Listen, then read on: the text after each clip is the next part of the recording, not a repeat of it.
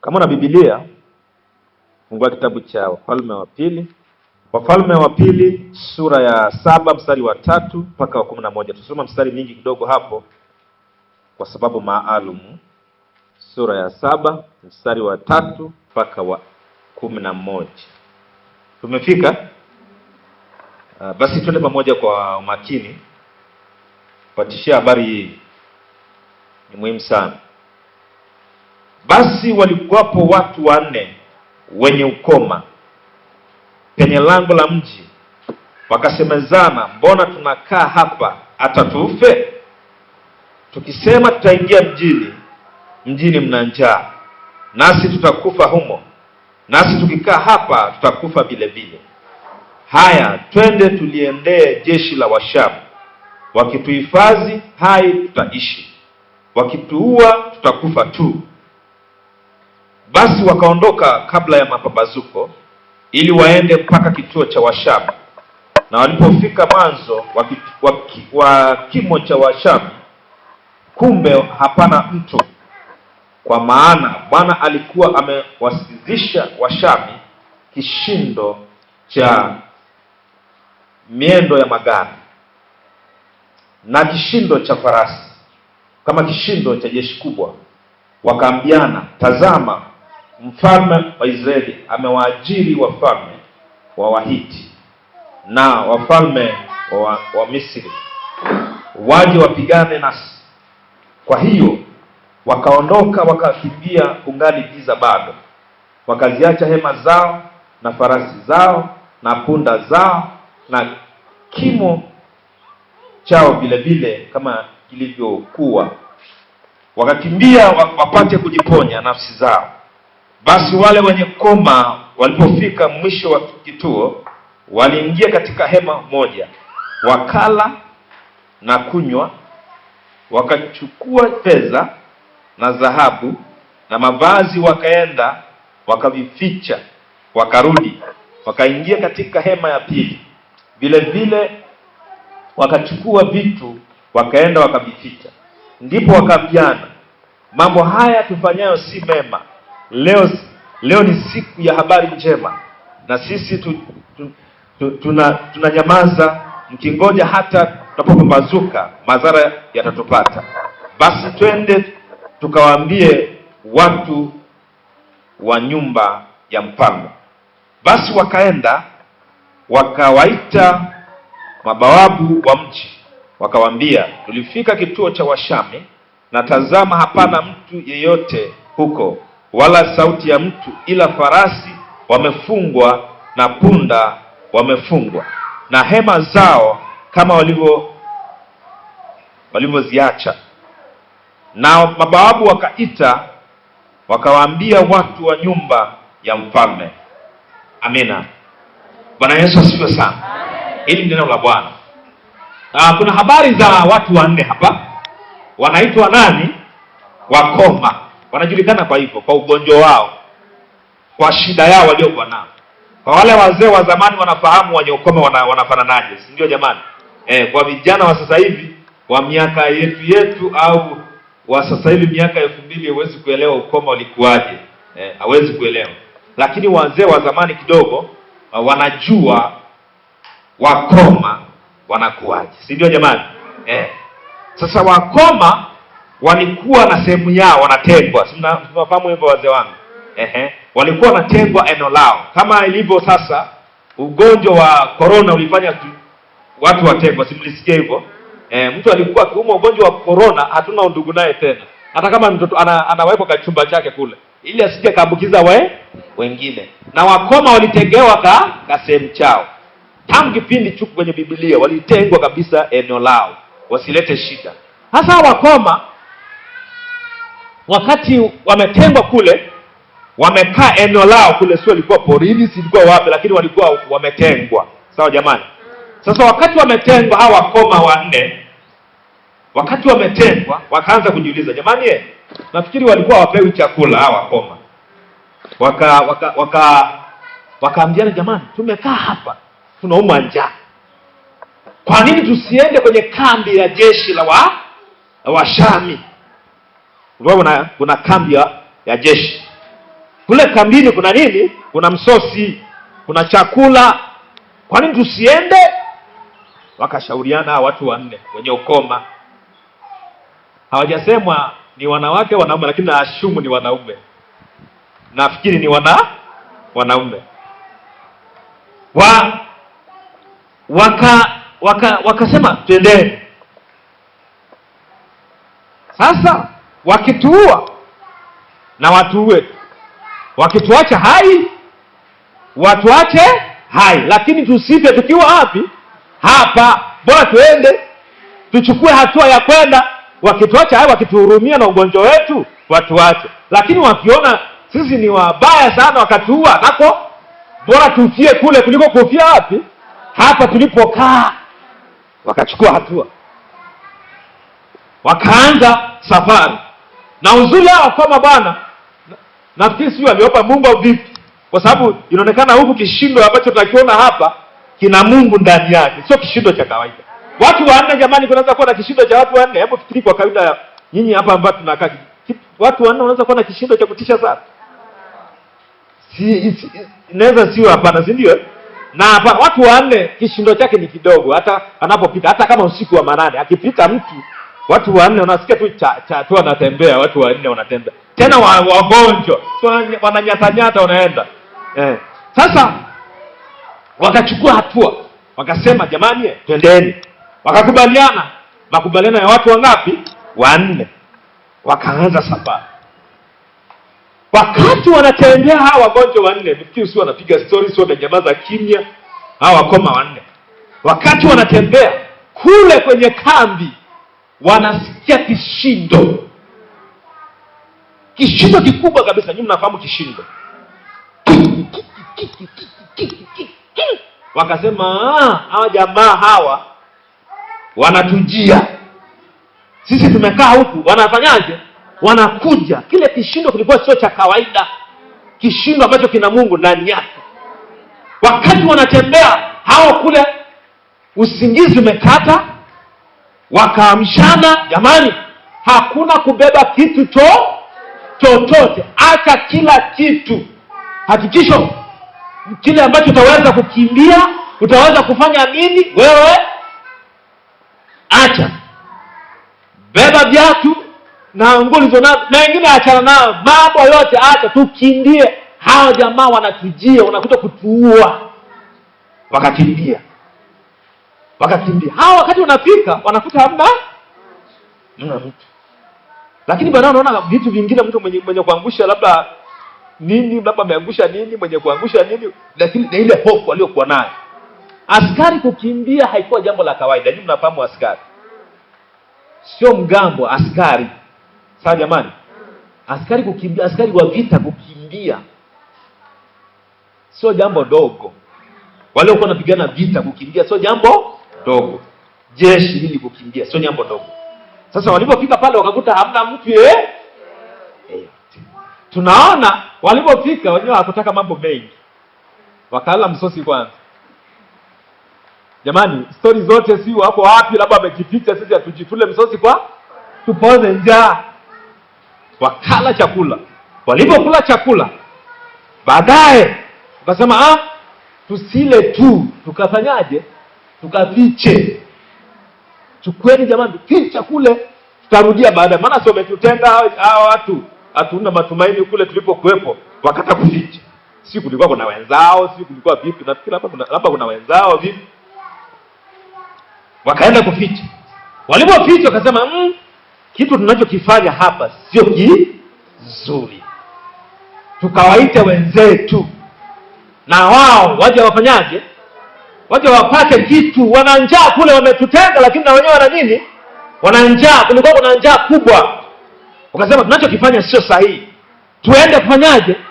Tuende tukawaite. Wametutenga sawa, hatutaki sawa, hata familia zetu zingine wametutenga, lakini pamoja na hayo wametutenga, achani na hayo. Kwani haya tulikuwa tunayajua wapi? Tukawaite, kwa sababu hao ni wakoma na ni watu ambao walikuwa wameachwa kule. Na nafikiri wasiwasi uliingia kutoka na maandiko kwamba watu wanachotuambia ni sahihi, hao wanataka tukawape na sisi.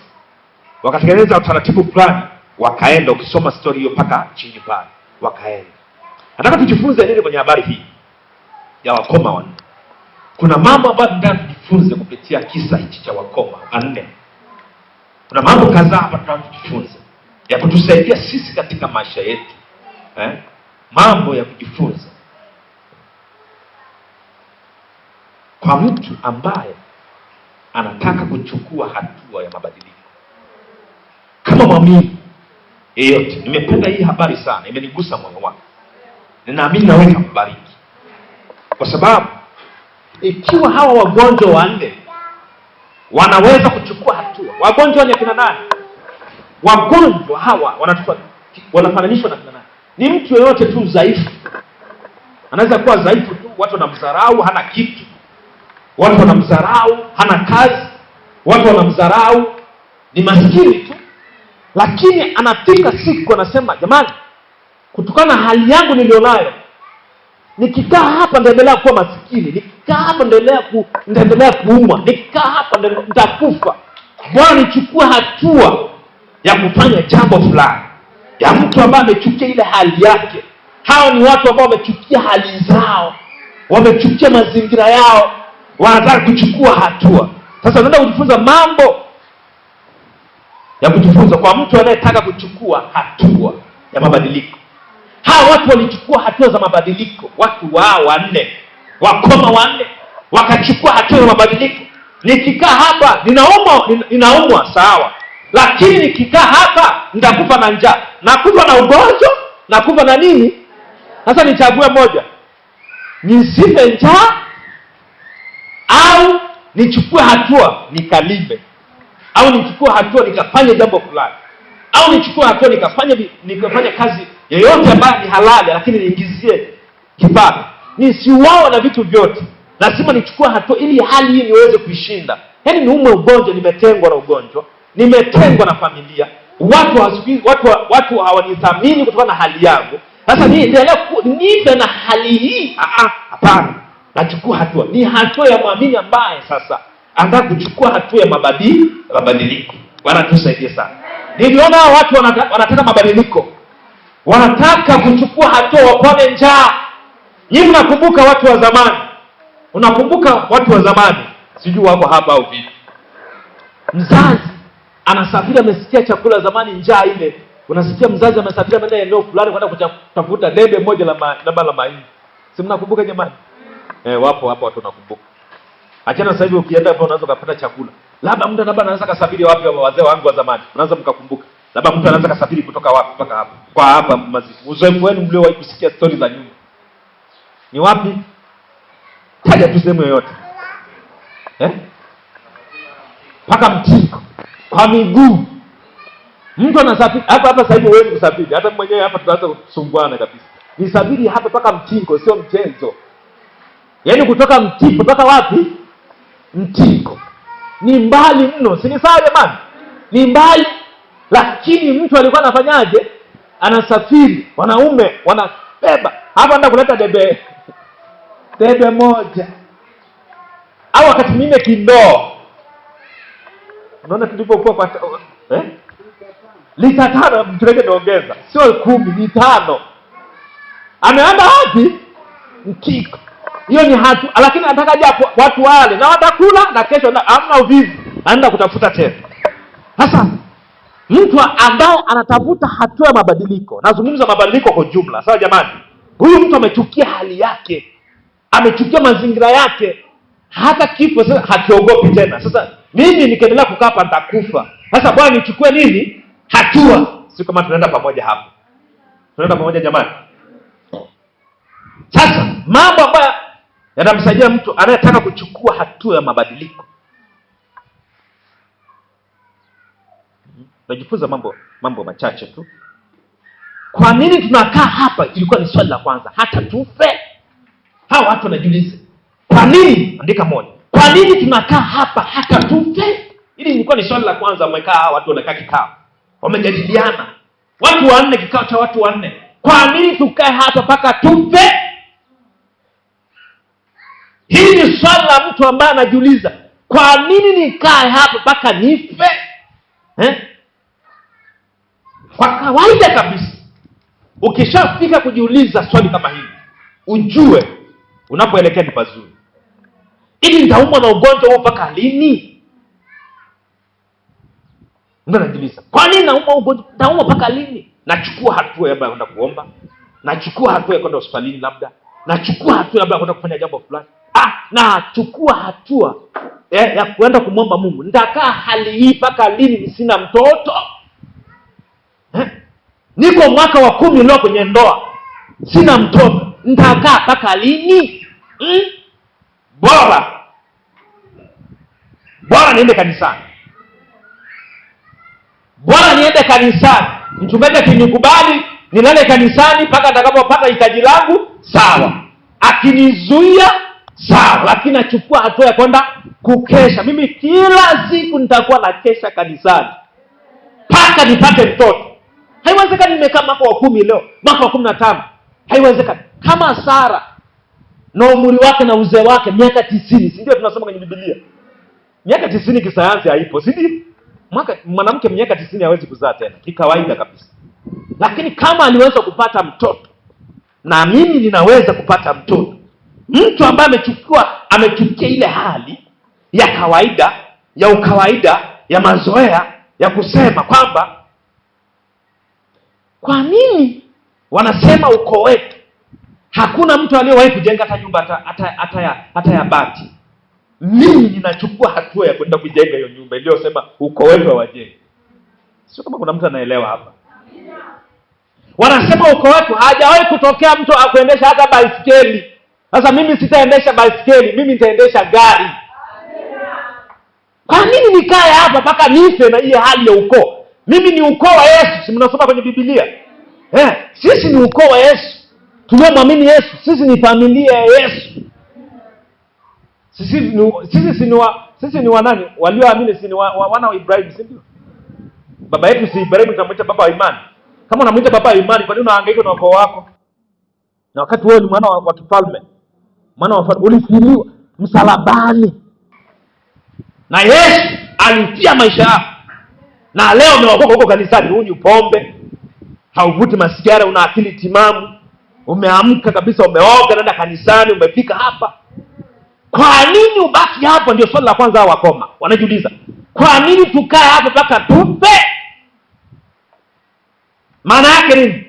Unapaswa usikae hapo mpaka ufe. Unapaswa kuchukua hatua. Usikae na historia ya zamani. Kataa hiyo historia. Chukua hatua. Utamwona Mungu, na Mungu anataka uchukue hatua. Na ukichukua hatua, Mungu anaweka kitu kizuri kwako na kibali kwako. Si tuko sawa sawa? Si tumeona hawa watu wameweka kishindo, si ndio jamani? Hili ndio neno la asubuhi ya leo. Kwamba unapaswa kukaa ujiulize, utakaa hapo kwenye hiyo hali mpaka lini? Mimi sijui unapitia hali gani. Sijui uko kwenye hali gani. Wewe unajua.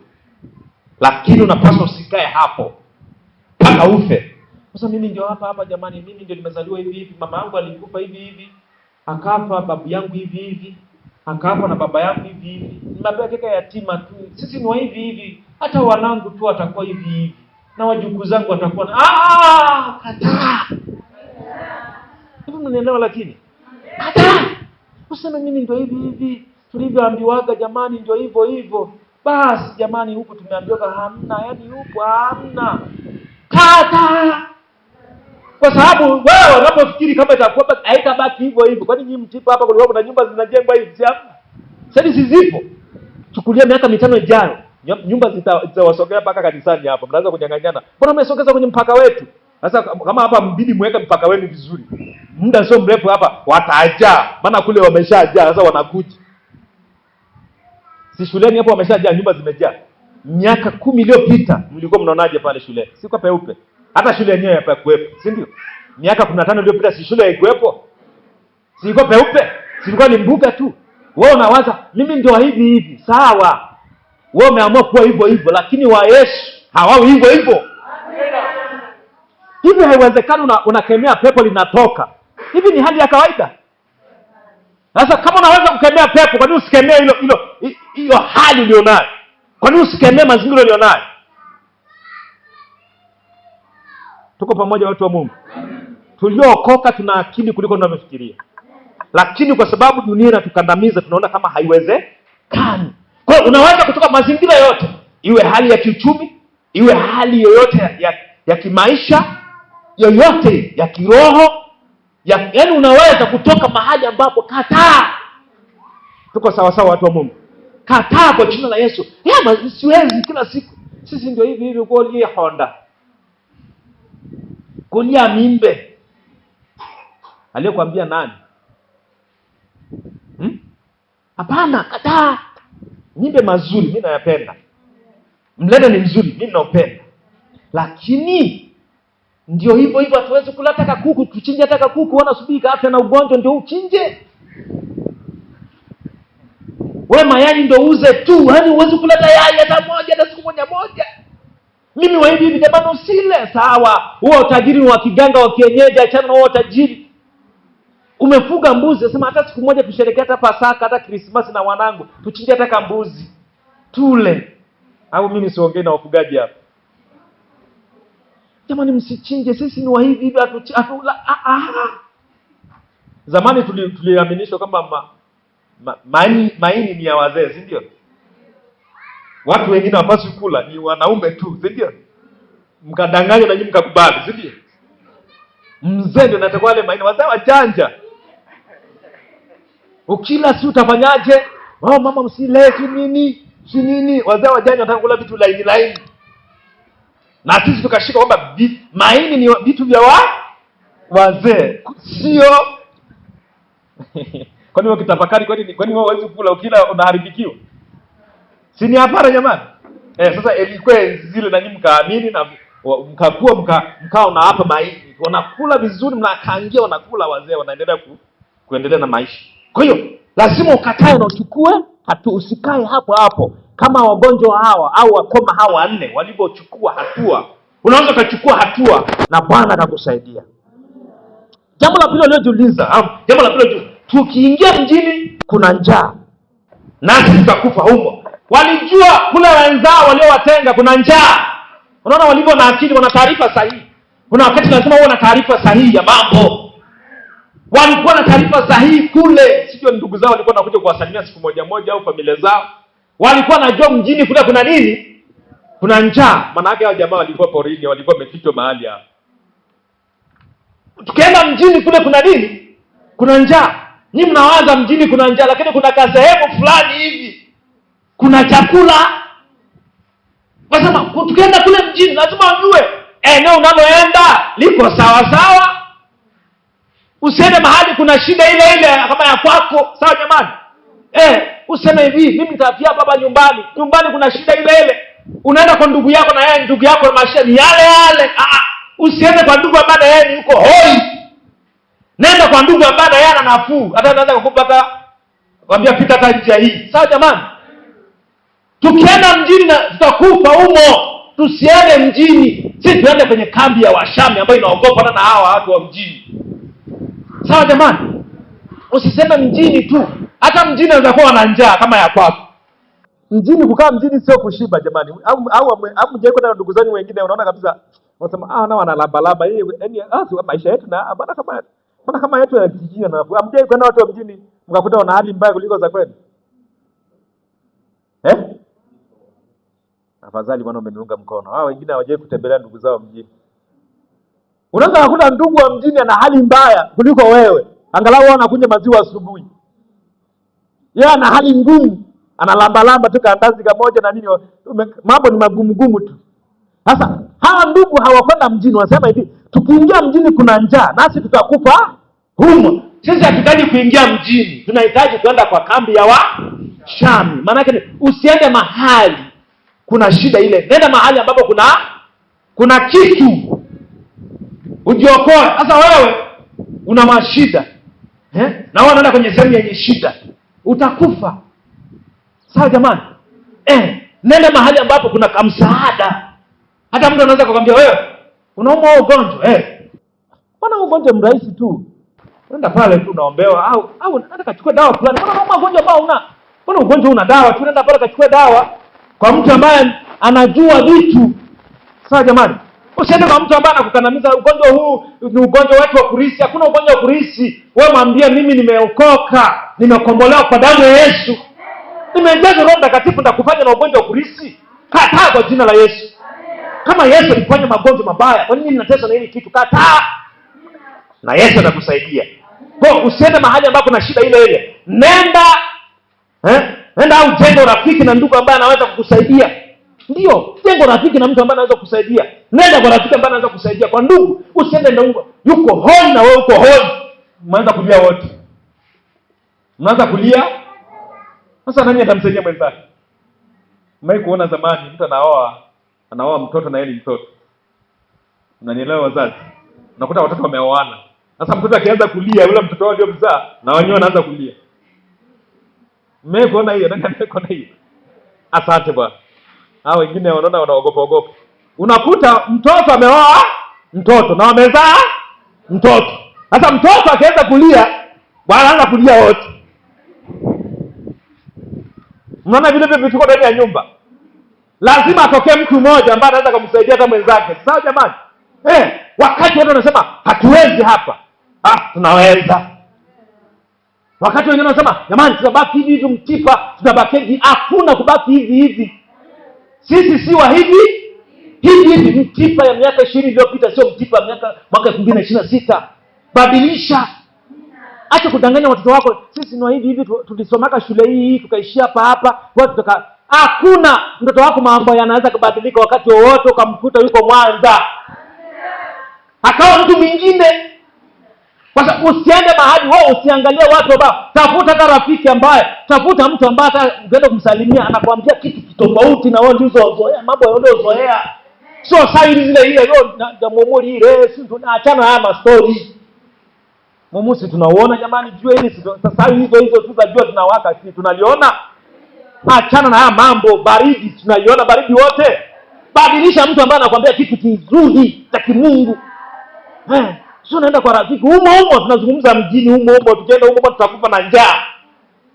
Hatuendi mjini, kuna mahali kuna kashibe. Tunaenda kule tunakimbilia.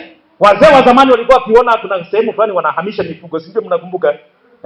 Wanahamisha, wanaenda kutafuta mahali penye nafuu. Tafuta mahali utapata suluhisho la tatizo lako. Kama ni kanisani, kimbilia kanisani. Kama kwa ndugu, nenda kwa ndugu ambaye anaanza kukuelewa. Kuomba Mungu sasa. Mungu naomba kibali, naenda kwa ndugu fulani. Nimeona kabisa nasikia ndani yangu, nasikia msukumo ndani yangu. Sasa Mungu nipe kibali sasa. Kama umenipa kibali cha kwenda kuongea na fulani, nipe kibali sasa cha kwenda kueleza jambo langu kwa usahihi. Sinaona sawa sawa jamani?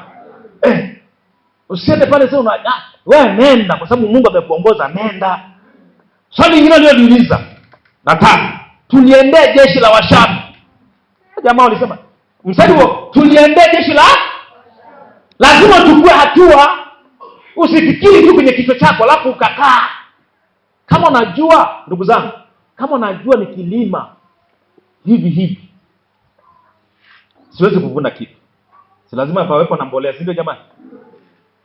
Najikusanya mimi wakati wenzangu mimi sina ng'ombe, sina mbuzi. Sasa mabua haya na majani haya nitalima, nitayafunika kama ninavyofunika viazi. Mnakumbuka viazi mnaanza kufunika nini? Majani, si ndio? Mnakumbuka? Na sasa mimi sitachunga, sitaruhusu mtu achunge. Mabua nitayapanga vizuri kwenye yale manani, nitayafukia paka nafika masika yatakuwa yameoza. Alafu baada ya kuoza nitafukua yale, nitageuza. Alafu nitalima mahindi ya kisasa, mbegu ya kisasa. Mimi siangaike kulima, nitalima kwa uwezo wangu, heka 2 tu, mbegu ya kisasa. Unavuna uvuni. Si unavuna? Njaa itakuwepo. Haitakuwepo. Kabisa nakwambia. Ukitaka kukomesha njaa haitakuwepo. Sasa hao wanasema tuliendee jeshi la kuendea kile ambacho nakiona ni sahihi wakati huo, kwa sababu Mungu amekusaidia. Na neno hili ambalo unalisikiliza wakati huu, kuna kitu Roho Mtakatifu anasema na wewe. Kwamba anaanza kukuonyesha kitu fulani. Bwana wewe ulikuwa unaona vipi? Anaanza kuonyesha neno fulani. Sasa unapoenda tunaliendea, yaani sisi kama tunaendea kile ambacho unaona ni sahihi. Tunaenda kufukia mabua, tunaenda kufukia majani, tunaenda kuanza kununua majembe. Sisi tunaliendea tatizo letu hili. Tunaenda kwa mahali ambapo tunaanza kupata msaada. Tunaliendea jeshi la Shamu. Ukipata kibali kwa Mungu, nenda mahali ambapo kuna msaada wako kabisa. Ukipata, ndio hii kuliendea jeshi la Washamu. Ukipata kibali, nenda mahali ambapo hata watu wengine wanaogopa kwenda. Wewe nenda. Hakuna ubaya wote, nenda. Tuko sawa sawa watu wa Mungu. Nenda kwa sababu kuna msaada wako. Usikubali kufia hapo bila kuchukua hatua. Usipe kizembe, sisi tunasema hivi. Kufa kwa unapambana. Sawa jamani? Kufa kwa unafanyaje? Wanaume mnanielewa, lakini vijana mnanielewa? Acha kuangalia wazazi wako pale mnajilizaliza mnakula ugali pale. Lazima uchukue hatua. Haukuzaliwa kwa bahati mbaya. Sasa mnaona washabiki wamekuwa wakombozi wa familia zao. Sio wa familia na nchi nzima. Nani ajua kama watakuwa mkombozi wa familia yako? Unanielewa lakini? Kama unasoma maana usome kwa bidii, si ndio? Kama unafanya kitu fulani, fanya kwa bidii kwa sababu wewe ndio unakuja kufuta historia. Kwa sababu ukiendelea kuzubaa ulivyokuwa na mlaumu mzazi wako na watoto wako wanakuja muda usio mrefu.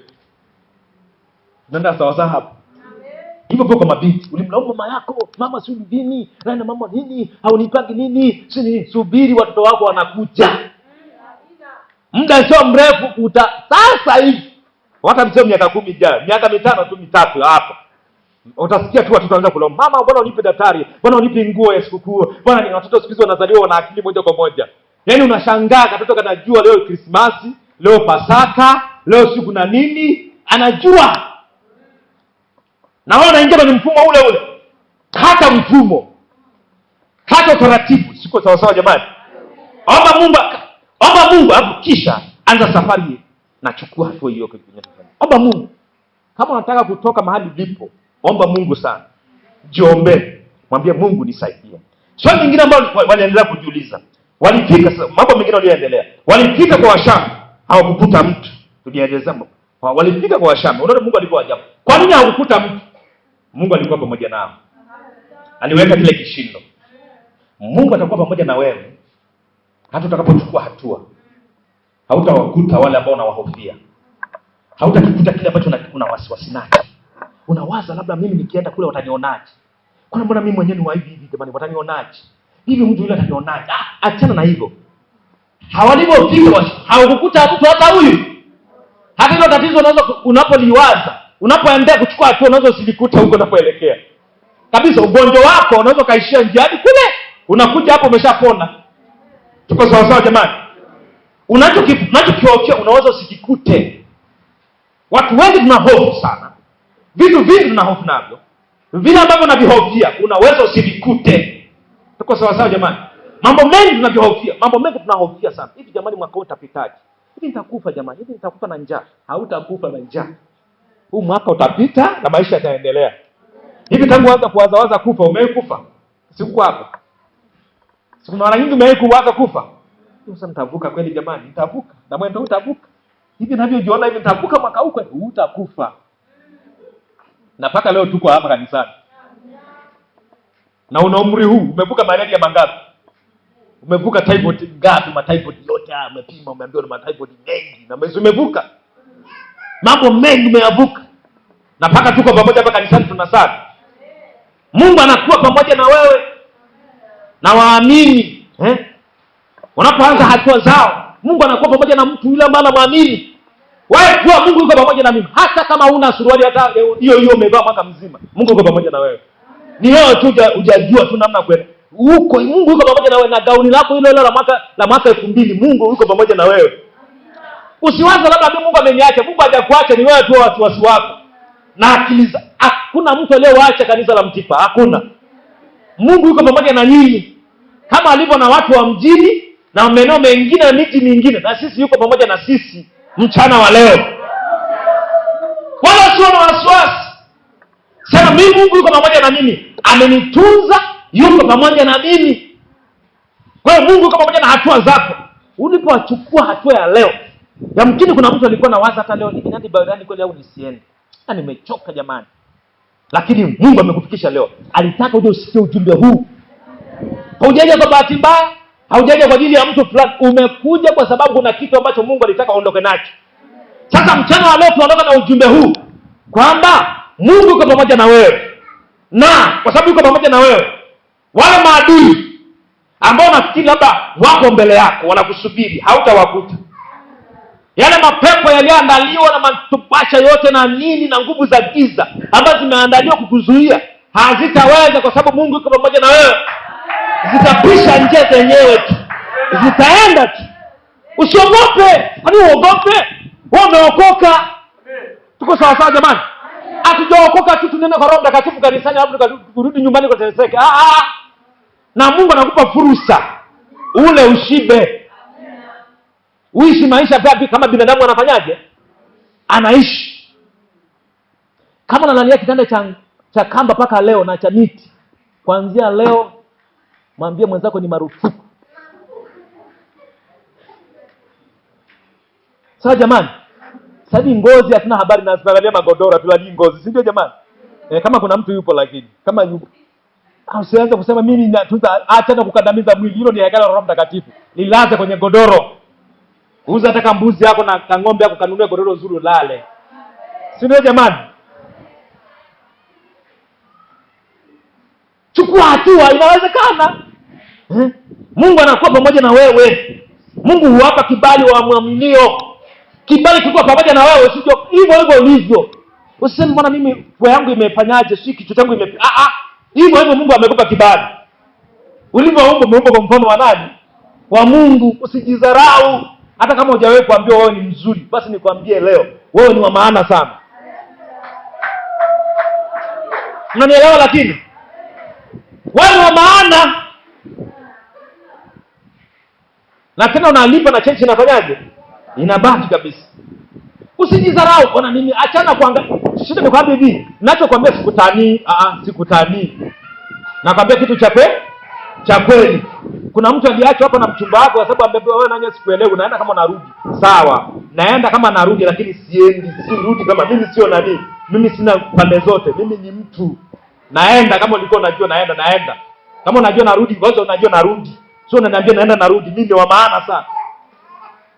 Tuko pamoja watu wa Mungu. Ndio. Hata kama hujavaa koti kama la kwangu hapa, wewe ni wa maana sana. Hata kama hujasuka kama misuko ile ya mjini, kichwa kikichanganyikiwa, achana haya mambo, wewe ni wa maana.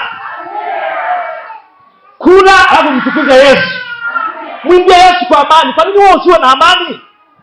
Yaani mtu aliolewa asiwe na aliolewa hana amani, anajikojolea huko, anafanya vitu vya ajabu.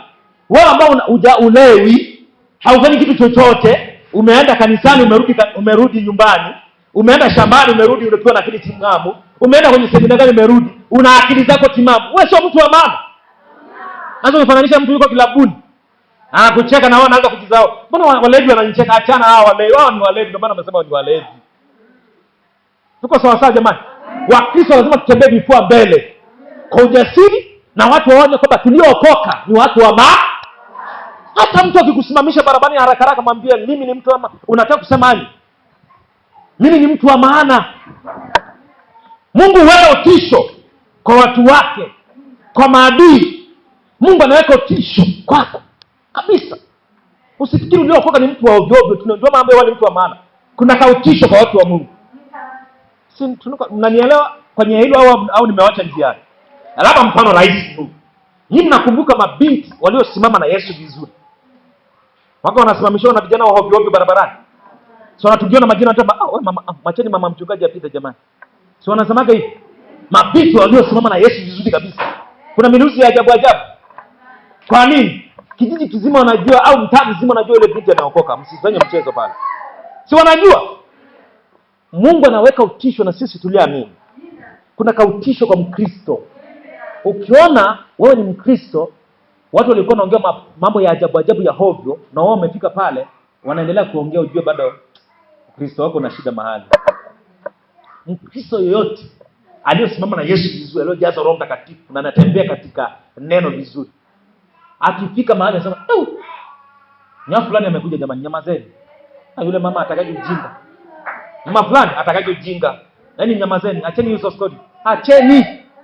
Tubadilishe story. Wanaacha kweli. Unashangaa tu hapo wamenyamaza au wameanza kuongea, basi bwana tuliona mambo kumbe wamebadilisha story. Hivi mnanielewa? Nazungumza utisho. Mungu anaweka utisho. Mungu aliweka utisho kwa wakoma. Na wale jamaa wakakimbia. Na wewe adui wako, mahali maadui na mahali mavitu yaliyotegewe ya nguvu za giza yanakimbia kwa sababu wewe una utisho.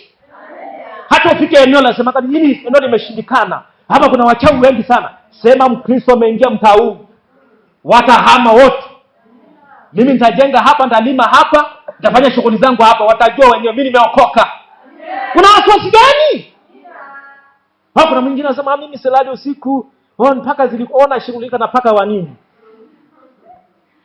Bwana anasema nitawaagizia malaika watawalinda, si watawalinda? Wanalindwa na malaika gani? Una wasiwasi na mapaka?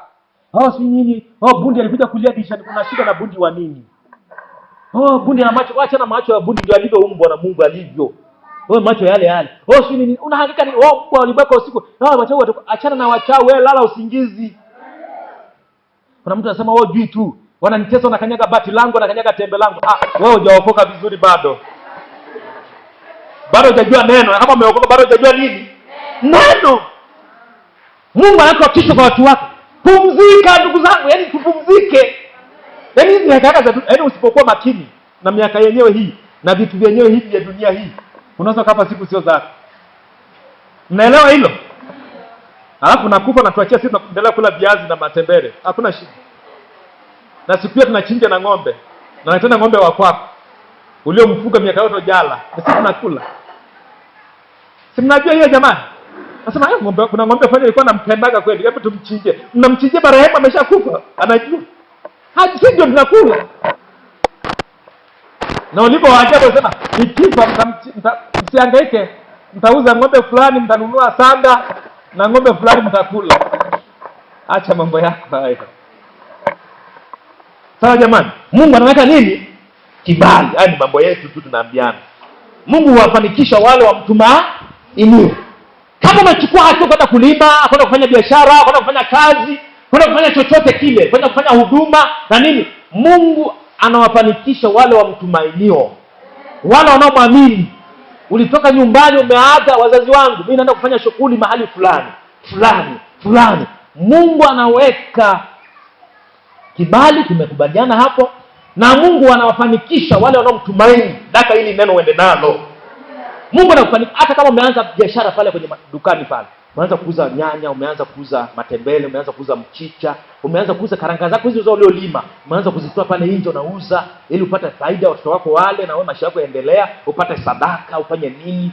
Ni muhimu wa Kristo pia kutoa na hela, si ndio jamani? Ndio. Hivi mtu anaenda kufanikishwa na mganga wa kienyeji, siko nisi sifanikiwe. Hivi nyinyi mnakubaliana hicho kitu? Kwa hiyo mnaanza kusema shetani anaanza kutajirisha watu wao kuliko waliokoka. Na umeanza kutamani kwenda kwa mganga kienyeji. Kuna watu wanatamani kwenda kwa mganga kienyeji. Eti kwa sababu wanafanikisha haraka kuliko watu waliookoka. Na wao wameanza kusema sisi tuliokoka maisha yetu ndio hapa. Hakuna. Wewe mwenyewe kataa hiyo hali. Wakristo mnanielewa, lakini bali niwasogelee labda mtanielewa. Wakristo mtipa. Bwana Yesu asifiwe. Amina. Mnanielewa ninachozungumza, mimi napiga maneno pale. Naamini mnanielewa, si ndio? Maana ni neno la Bwana, si maneno yangu. Lazima uwe na vitu. Sio mnamosema. Kwa nini usiwe na kuku? Ni dhambi jamani. Hata mbuli hizo 5 msiwe nazo. Hata ni ng'ombe tu cha kukamua maziwa unywe na watoto wako, na shida na mzee wako hapa. Uzeeke tu mbalize siku za Bwana. Sasa yale mambuga na yale mashamba ya kazi gani? Na yale mabuona ya buna basi hujayafukia unambolea. Si ng'ombe wanakula jamani? Hata ng'ombe kama moja ukipata tatizo mawili matatu, si unakula, si ndio? Sasa si vibaya. Kanisa lazima waamini tuwe na hela, si ndio jamani? Kuna wakati tutahitaji kununua vyombo, si ndio jamani? Kuna wakati tunahitaji kufanyaje? Na kama una mifugo, Mungu akuongeza zaidi kwa sababu tunazihitaji. Wakati mwingine unauza ili kwa ajili ya kazi ya nani? Ya Mungu. Na nyinyi mnaweza, si mko wengi hapa. Tunataka kuambia nini? Kwamba tunaweza kufanya jambo likafanikiwa. Sasa jamani, watu wa Mungu, tunazungumza wakoma. Mimi sijaje kuleta habari zingine. Ninazungumza habari za wakoma wangapi? Kumbuka hilo, sio kasahau hapo. Wakoma wangapi? Watu walioonekana dhaifu. Nataka kuambia kwamba inaweze. Usidharau. Naongea na vijana wadogo wadogo hapa, nafikiri unanielewa. Ile ukikasirika, ile ukiandaa kubuya manini yale viroba kwa chini mchungaji asikuone, itakula kwako.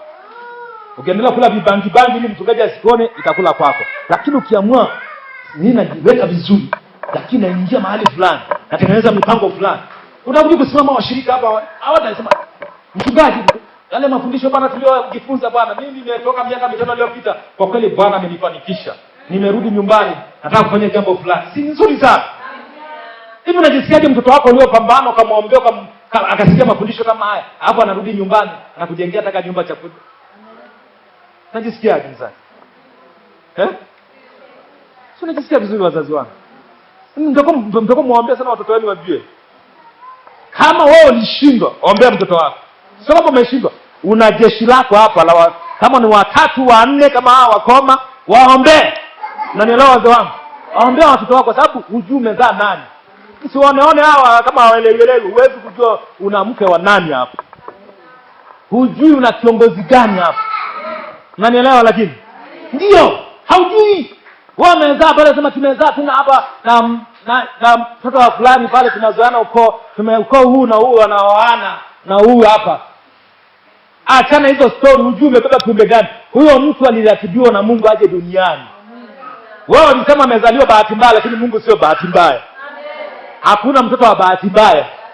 Tulicheza tukao tuna nini tu wakapeana. Wewe wamepeana, lakini Mungu anahesabia. Amefanya dhambi, lakini huyo mtoto hana dhambi yoyote. Unanielewa? Lakini hata kama mlicheza mchezo gani huko, lakini mtoto aliozaliwa hana dhambi yoyote, si ndio? Yesu anasema wacheni watoto wote waje kwa, hajasema wale walio ambao hawajaokoka, na wale watoto wote waje kwake. Tunaenda sawa sawa Kristo wenzangu. Ndio inawezekana wazee wangu na dada zangu na kaka zangu na baba zangu, na kama wakoma waende waliweza, kwa nini sisi tusiweze? Kwani ushindwe na nini? Bwana tusaidie sana. Sisi tunashindwa tuna nini?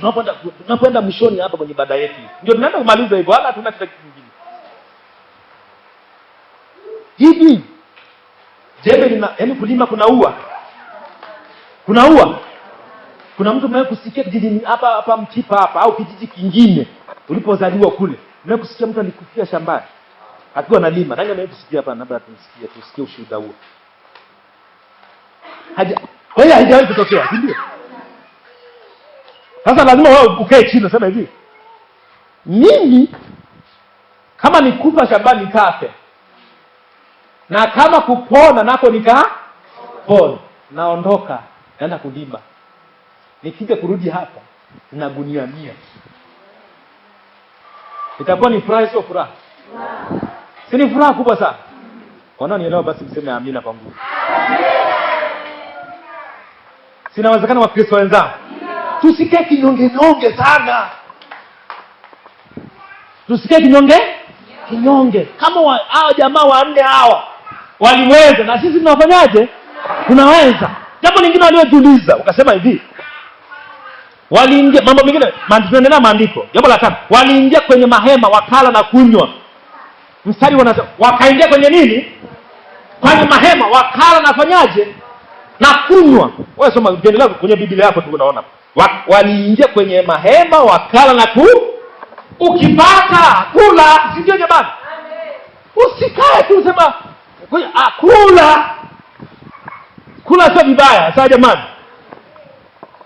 Ukifanikiwa malako usijisahau. Walipofanikiwa hao kufika kwa washambi, walifanikiwa jamaa, wakala. Ukifanikiwa usijisahau. Tuko sawa sawa jamani? Usijisahau. Mungu akikufanikisha, usisahau watoto wako. Usione ule utajiri ule wa nini ule? Wandango wanaita. Si unausikiaga? Achana na huo utajiri wa ajabu. Kumbuka na watoto wako wavaa hata mashati mazuri, si ndio? Wavaa hata magauni mazuri. Si unaona hata kama kamtumba fulani una sabura vitu vya maana pale. Watoto wako wafurahie, mama leo amepata. Baba leo leo sherehe nyumbani. Leo baba amepata leo. Yaani mkiona hii baba leo mambo mazuri, watoto wanaambia, watoto wajanje eti. Hata mama anasema, mama, unamwambia mama, leo twende mjini. tafuta gauni unalotaka. Kumbe wewe umeenda umepambana kule. Baba fulani sasa tutafanya wewe tafuta gauni la maana hapo. Hata mama watu wanaogopa. Hivyo tafuta na unamsaidia pale. Anavaa pale ataimba siku zote, nyimbo zote zitaimbwa siku hiyo. Nyimbo za wokovu zote zitaimbwa. Anafurahi kwa sababu kuna jambo limetokea. Ukipata usijisahau. Yaani ukipata binafsi burudisha hata moyo wako kidogo. Kwa kula tu. Hilo sile sana, tumia. Sawa? Na uweke akiba. Si unakumbuka jamaa aliweka akiba? Wakaenda kuficha, si mnakumbuka? Tunatembea na wakoma wanne usisahau. Wakaenda kuficha. Na wewe usiende kuficha kwenye mambiti kule. Weka akiba. Jua kuna kesho. Sawa jamani? Jua kuna kesho. Kula kwa kiasi, usitokala sasa ukapata magonjwa mengine ya kula sana. Ukafutuka sasa. Watu wanasema, mbona fulani amenenepa hivi? Unene siku hizi unaua. Si mnajua hilo jamani? Unafutuka paka sasa unaenda kuamsha pressure juu. Unasikia suna nini tena? Kumbe umekula sana. Kula kwa kiasi, Biblia inasema hivi, si ndio? Uwe na maandiko pia usiyasahau. Uwe na lakini usijisahau. Usijisahau. Hivi umefuga kuku 50. Hivi unajisahau kuchitia hata kuku mmoja? Hata mmoja jamani kwa mwezi. Ni dhambi jamani? Ni dhambi? Au ni wakuuza tu? Usijisahau. Sawa jamani? Usijisahau kiasi hiki. Sio kula tu. Kuna kula kwa namna nyingi. Sawa jamani? Unaweza kauza kufanya jambo fulani, ukauza ukamnunulia daktari mtoto, unaweza kauza ukanunua nguo, unaweza kauza ukatoa nini sadaka, unaweza kauza. Usisahau mambo yako mazuri. Sawa jamani? Nazungumza hao jamaa au kujisahau. Walifika hemani, wakala msosi na vitu vikaendelea. Mwisho jambo ambalo tuliza la 9 wasema mambo tunafanya si mema. Mambo tunayofanyayo sio mema. Usisahau wengine. Sawa jamani? Nimeligusagusa kidogo kule. Usisahau wengine. Usisahau familia yako. Hivi na mke wako umetoka mbali mzee wangu au vijana. Umehangaika wewe, umehangaika. Leo angalau Bwana amekubariki kidogo. Mko kwenye kaslope. Mnakula kidogo. Angalau kuna maanisha miula miwili mitatu. Maisha angalau yameenda kidogo. Usimsahau mwenzako mliosota sana. Sio jamani, sawa? Hawa kama wanne hawakusahau wenza pamoja na kutengwa. Hawakusahau wenza. Walikumbuka familia zao. Na sisi tusisahau wenzetu. Sawa jamani? Tusiwasahau. Usisahau familia yako. Usisahau kanisa lako lilipotoka. Kabisa usisahau. Usisahau mchungaji alipokuwa anakuhubiria na kuombea, usimsahau. Kwani kushika kakuku basi tumegeuza zile kuku. Kumpelekea mchungaji kuku kwenda kula ni vibaya. Ama ongeni ukweli kabisa, ni vibaya. Ni vibaya. Kuna mpendo sio ametoka wapi huko? Juzi tu. Ametoka wala hajaja kanisa. Amekuja tu nyumbani. Anasema anakuja kutembelea. Mimi nilifikia nakuja kusalimia. Akaja na kajongoo, mimi nikala. Ni mtu tu amebarikiwa. Ametoka alipotoka huko. Mimi kama mimi mdogo hivi. Sasa wakubwa simna hata kakuku jamani. Baba, mnaelewana baba au mama. Tumpelekee mchungaji. Maombi ya siku atakuwa mazuri sana. Yaani utaombea utashangaa, yaani kama ulikuwa na pressure inaweza kaondoka. Umegusa Mungu, umemgusa na mtu. Usikubali. Kama unasikia kuna kitu unasikia moyoni mwako, hii baraka zipo. Kwani unamuona kuna watu wanabarikiwa si kwa sababu ya maombi, wanabarikiwa kwa sababu alitoa kitu fulani. Unamkumbuka mtu fulani alifufuliwa kwa sababu ya matendo yake mema. Unamkumbuka? Anaitwa nani? Dorcas. Asante mchungaji. Dorcas alifufuliwa si kwa sababu alikuwa mwombaji sana, alikuwa anatendea watu mema, akafufuliwa. Esther siku aliomba. Esther alipika msosi mzuri. Mfalme akasema nikufanyie nini? Malkia nikufanyie nini? Sema lolote, hata nusu ya ufalme wangu nitakupa. Msosi alikula msosi alitoa. Yule mama mmoja mnamkumbuka wapi? Yule mama Yule mama yule alikuwa na mtoto. Watumishi wa Mungu wakawa wanapita, akatengeneza kibanda, kachumba cha kulala watumishi wa Mungu. Baadaye akaombewa akapata mtoto. Mnamkumbuka? Kwenye Biblia mnamkumbuka? Wasomaji wa Biblia mnyoshe mikono, mnamkumbuka? Hamkumbuki? Yule mama alipata mtoto majira kama haya, akapata mtoto. Achana na Sara. Yupo mama mwingine alipitia watumishi wa Mungu. Hapana. Unakumbuka?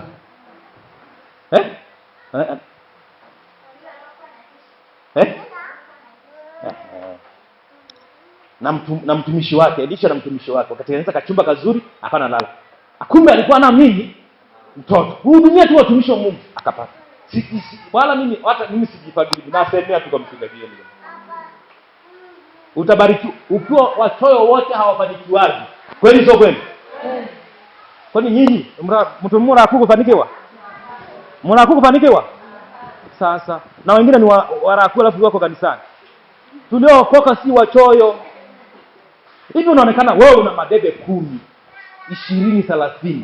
Unaona kabisa kuna mtu fulani kabisa, hata bila kuambiwa, hata sio kanisani, mtaani kule kumpelekea hata kilo 5 tu za mahindi. Ni vibaya. Tutakuwa umemuokoa sana. Hana uwezo kurudisha kitu chochote, lakini mpe. Watu wote watoaji kwa uzuri, kutoa kutapanya. Kutoa kuna bariki. Sawa jamani? Hata kanisani jizoeshe kutoa sadaka nzuri. Usio unatoa 200 na 150. Achana nayo. Kama Mungu amekubariki mambo ya jero achana nazo. 500 achana nazo, chinkili achana nazo. Sio unasogea hata 1000, si ndio jamani? Mungu amekubariki unasogea hata 2000. Siku nyingine umebarikiwa zaidi unatokea 5000. Hata wewe unasogea viwango. Naona unaanza kujipima, kumbe mimi niko vizuri. Sio mtu tu wa jengere. Utabaki hivyo hivyo na mtazamo wako unabaki unataka kuchukua mambo fulani unabadilisha mazingira. Si sawa jamani? Ndio. Kama ulikuwa wa heka 1 badilisha, anza heka 2. Ulikuwa heka 2 badilisha kwa 3, 4. Yaani kila kitu kinawezekana. Kwa hiyo kutoa ni vizuri. Msikubali mchungaji wenu aenda kulima vibarua kama sijui, lakini hapa sio vikundi kiasi. Eti mnafurahia mchungaji analima vibarua. Wewe alafu wewe upo tu unaweza kusema mchungaji wangu yule pale unajisikiaje? Unajisikia vizuri? Au nyinyi tu ni kwa sababu tu kuna roho fulani anasema ukienda mweso hautakao barikiwe. Hata nyumbani lazima utengeneze. Hata hiyo ni vijana. Sawa jamani? Mimi nilisema kabla ya nyumba yangu miaka ya nyuma kule, hata kabla sijengea kwenye uwanja huu, nasema jambo la kwanza lazima nijengee wazee wangu, kwa sababu nilikasirishwa na watu fulani. Jambo la kwanza lazima nijengee wazee. Hiyo nilikuwa kabla hata mimi bado sijajenga. Nasema jambo la kwanza lazima nijengee wazee. Baraka ya kwanza lazima nijengee nini? Wazee. Sasa hiyo ni nzuri sana. Hata kama Mungu amekubariki mayai 10, leta kanisani. Sawa jamani? Mlete kwenye ghala langu. Mnasoma maandiko ya kwenye Malaki. Na mtabarikiwa. Lakini mkibaki hivi mnabaki hivyo. Bwana atusaidie sana. Bwana atusaidie. Kwa hiyo Bwana tukubariki, usisahau wengine. Tulikuwa pale. Hawa kama hawakusahau wengine. Usisahau wengine, kwa sababu unaposahau wengine unakosa baraka zingine. Sawa jamani? Washirikishe mema uliopata na Bwana atakubariki sana.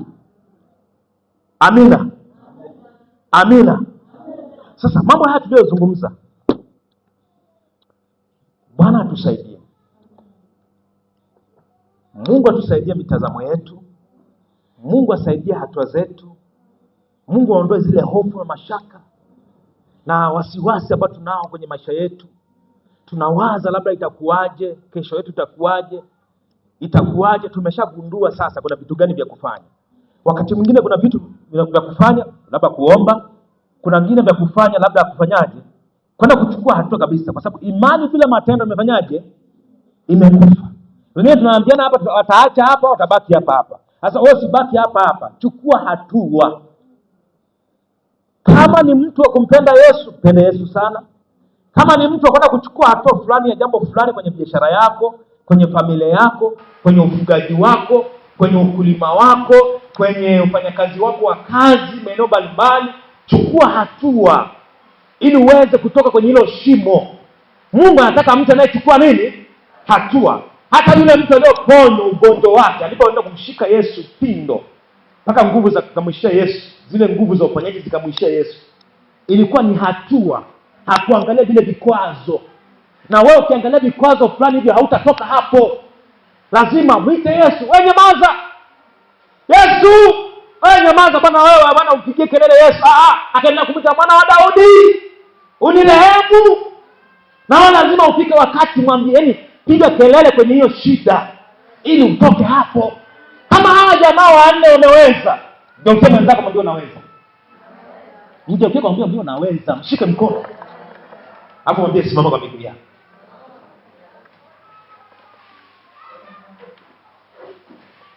Kama waokoma, watu wanaoumwa wameweza. Jao mzima, una mikono yote miwili, una miguu miwili, una macho yote, unaweza kuongea, unaweza kufanya jambo. Inawezekanaje ukashindwa? Inawezekana, si ndio jamani?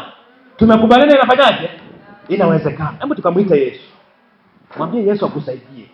Wewe unajijua, hauhitaji mtu mwingine akusaidie kujua, unajijua. Unajua unahitaji msaada kwenye eneo gani?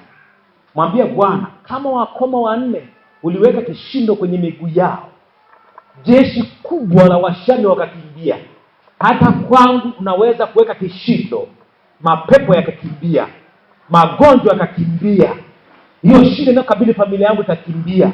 Unaweza. Itakuwa leo, itakuwa kesho, inawezekana. Hebu kamwombe Mungu kwa uchungu na kwa kumaanisha, kama Yesu, hebu nisaidie kwenye jambo hili, hebu niokoe kwenye jambo hili, nisaidie kwenye hali hii. Wewe unajua, mimi sijui, mimi ni mjumbe tu, nimekuletea huko, nimetafakari. Kama wagonjwa wanne wanaweza, na wewe unaweza. Hebu mtafakari. Bwana, funika macho yako. Mwambie Bwana akusaidie. Bwana, sauti yako mbele za Bwana. Hebu mwambie Bwana. Inua sauti yako mbele za Bwana, mwambie Bwana akusaidie. Akupe hatua mpya, akupe mwanzo mpya, akupe ujasiri. Mwambie Bwana, kama nilivyoweza kuwapa wakoma wanne, na mimi nahitaji kuchukua hatua ya maisha yangu, nisaidie. Bwana Yesu, nakuja mbele zako wakati huu. Asante kwa uaminifu wako, asante kwa uwezo wako na nguvu zako. Jina lako litukuzwe, jina lako lihimidiwe, jina lako litetee mahali pa juu sana palipenuka. Asante kwa uwezo wako na nguvu zako. Wewe ni mtakatifu na uwezo na nguvu toba. Lihimidiwe jina lako litetee mahali pa juu sana palipenuka.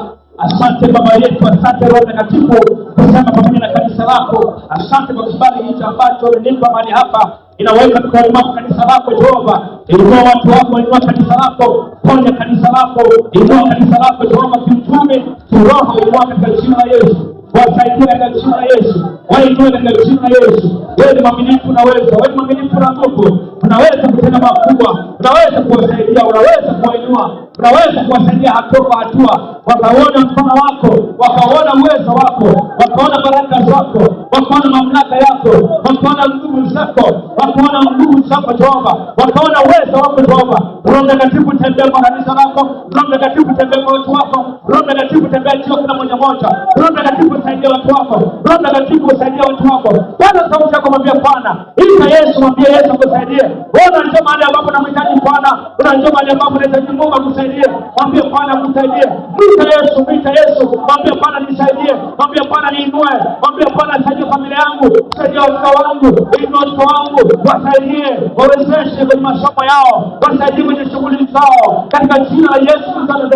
Wewe ni mwaminifu unatenda, wewe ni mwaminifu unaweza, wewe ni mwaminifu na nguvu, wewe ni mwaminifu unatenda, wewe ni mwaminifu unaweza kumsaidia, unaweza kuinua, unaweza kuinua kanisa lako, unaweza kuinua watu wako, unaweza kusaidia watu wako, unaweza kusaidia kila mmoja mmoja, katika jina la Yesu Kristo.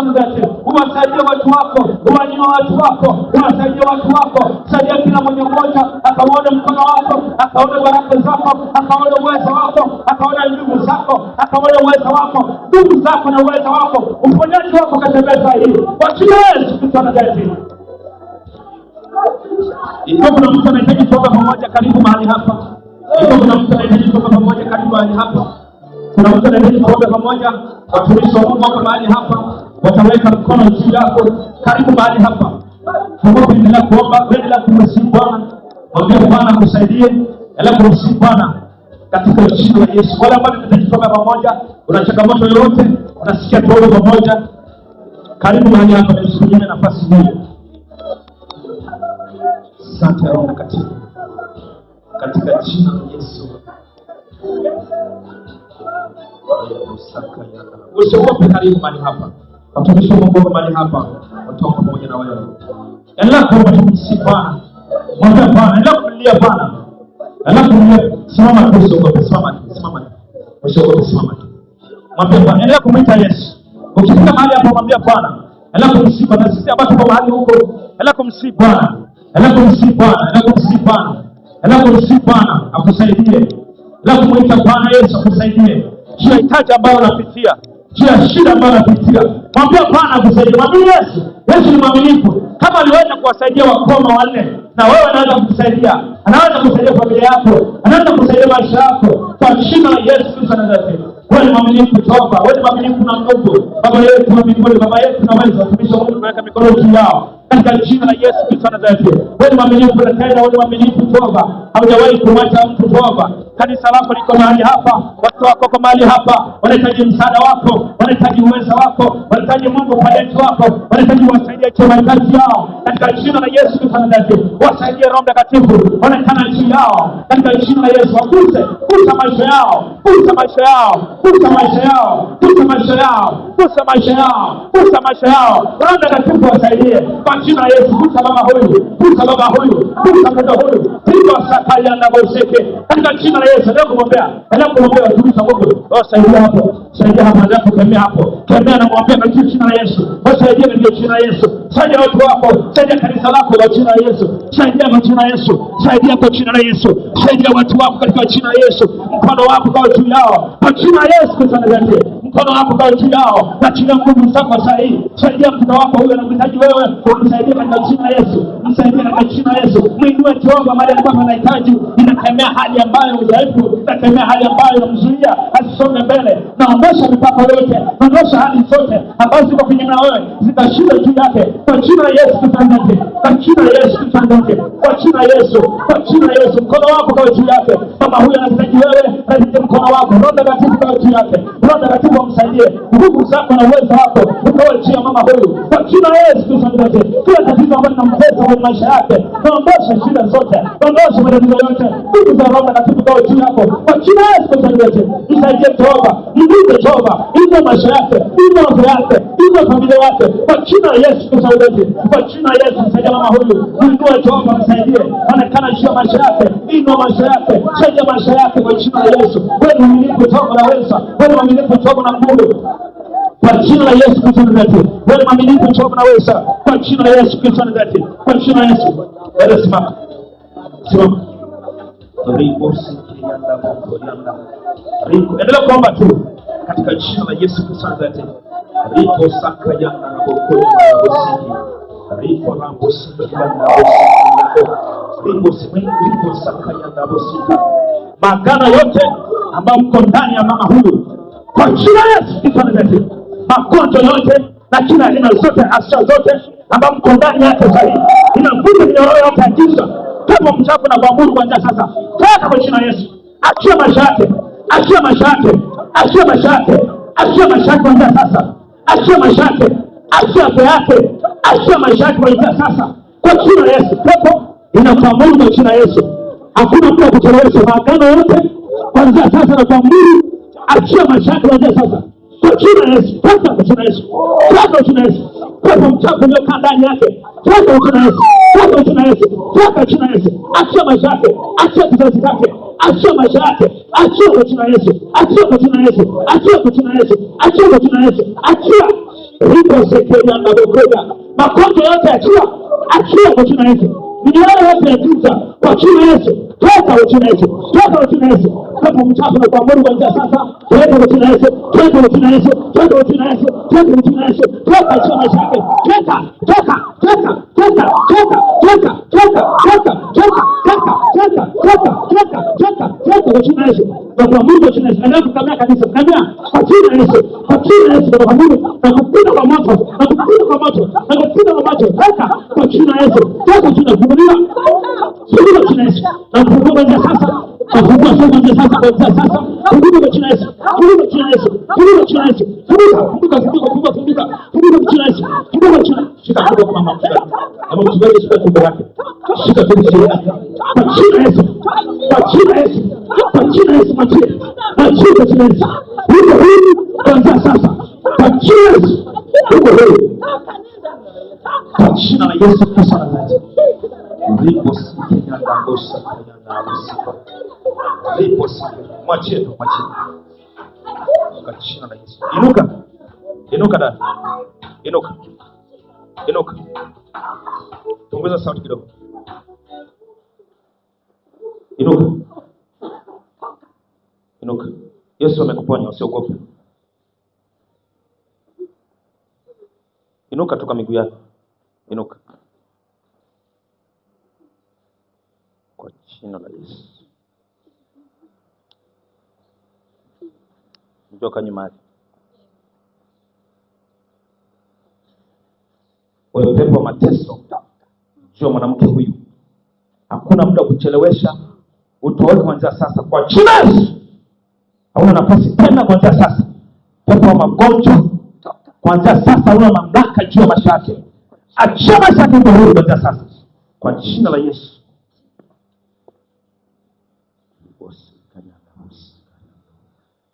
Kwa jina la Yesu Kristo wa Nazareti. Wewe njoo, wewe. Uliko dishani hapo njoo. Kwa jina la Yesu Kristo wa Nazareti. Adio. Anashika.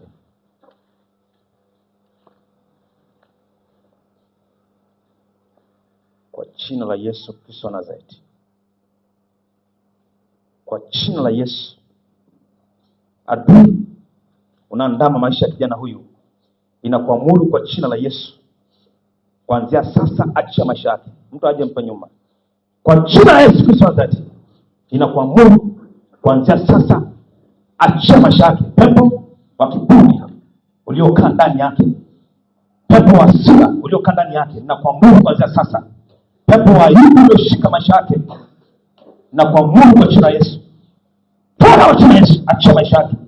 Kuanzia sasa inakuamuru kwa jina la Yesu. Yuko huru kuanzia sasa. Inakuamuru kuanzia sasa acha maisha yake. Kwa jina la Yesu. Kwa jina la Yesu Kristo wa Nazareti. Kwa jina la Yesu Kristo wa Nazareti. Acha maisha yake. Acha fikra zake. Kwa jina la Yesu. Haleluya. Asante Mungu wetu kwa uaminifu wako. Asante kwa uweza wako. Kwa jina la Yesu. Amen. Amen. Amen. Tumshukuru Mungu kwa nafasi hii ambayo ametupa mahali hapa. Mwambie Bwana asante kwa uweza wako, asante kwa kuwa umenisaidia, asante kwa neno lako. Mwite Yesu, mshukuru tu Bwana Yesu. Tukiwa tunaenda kumaliza ibada yetu, mwambie Bwana asante. Mshukuru Bwana Yesu tu wakati. Bwana Yesu nakushukuru kwa sababu ni mwema mwaminifu. Jina lako litukuzwe, jina lako lihimidiwe. Asante kwa utakatifu, kwa uponyaji wako. Asante kwa neno lako, asante kwa uweza wako. Asante kwa kuwa ni mwema mwaminifu juu ya maisha yetu. Mipango yote na ila zote za adui Jehova zimeshindwa katika jina la Yesu.